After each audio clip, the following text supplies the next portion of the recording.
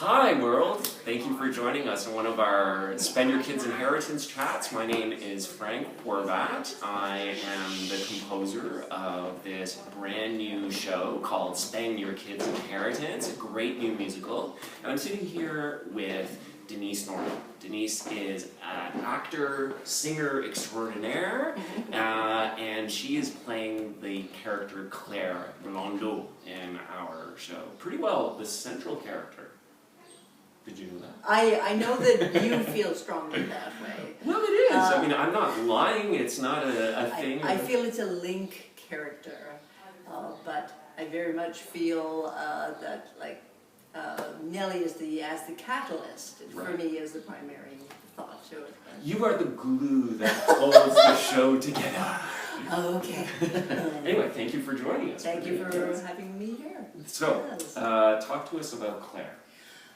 Claire, I'm having a hoot playing Claire for a combination of reasons, one of which is that as a character, I get to play a person who basically discovers that she can come out into a second and her first, as I imagine it to be, first lesbian relationship within the senior's home.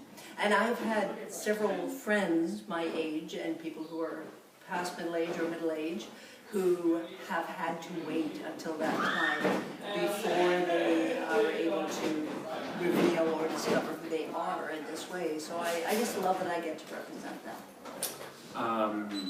So talk a little bit more about that. That is, because that is becoming, we start to hear more and more stories about that, right? People Yes. living like decades of their lives, raising families. Why do you think that perhaps a retirement home or a retirement residence is a place where those things can come out? I imagine it's because it's the first time that the adults, the Claire, is beyond the responsibilities of immediate child care because her own children are grown up and have children of their own.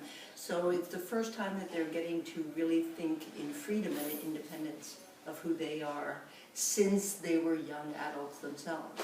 So it's a first opportunity, really. Yeah, that's a good point. Now, something you and I have in common is we are, we do this being professional artists, you on the theater side, me on the music side, but we also teach a lot, both of us. Mm-hmm. So I know for me over the years, teaching has been a huge part of my life and a very, not just like a job, but it's also been very gratifying. Yeah. It's almost a way to give back to an arts community that's given me so much. How does being a teacher impacted your life? Artistically and even personally? First of all, I love it, and I've had the good fortune of teaching in a lot of different schools that are for people who are in full-time study of theater performance for acting. And I usually teach in the acting departments, either of musical theater schools or of acting schools. And I teach voice, and not singing, I teach voice and text. And speech arts drama, is that what they call it? That's what they used to call it, I suppose. I don't know. And I do love it, and I happily sort of fell into this at a point where my daughter was very young, and I'm a lousy waiter. So this opportunity kind of came up because I just graduated with an MFA and had the rights to teach and had specifically focused on voice and text at that point. So began teaching them as a way to essentially support my family, which was that. And that kind of chained on in a way. And that's oddly why I have such a long history of fringe shows. Because since I teach in universities and colleges, it's very difficult to book time away from that to do shows, because you often lose your jobs, and I couldn't afford to.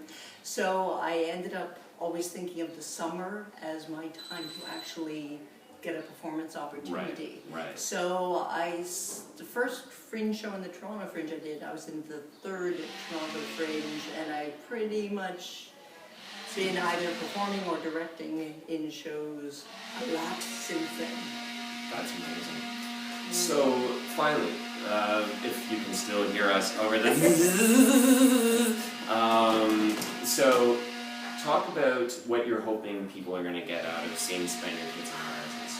I think there's a lot of really great things in this show. I think it has very endearing, it's very funny, it's also very poignant at times. I love the idea that it's giving people beyond the age of 30 a chance to play central characters, as well as being in collaboration with people from the generations that are below them. So it's a very full cultural experience, I feel, and as a very big LGBTQ advocate, I'm really proud that that is an element of this show.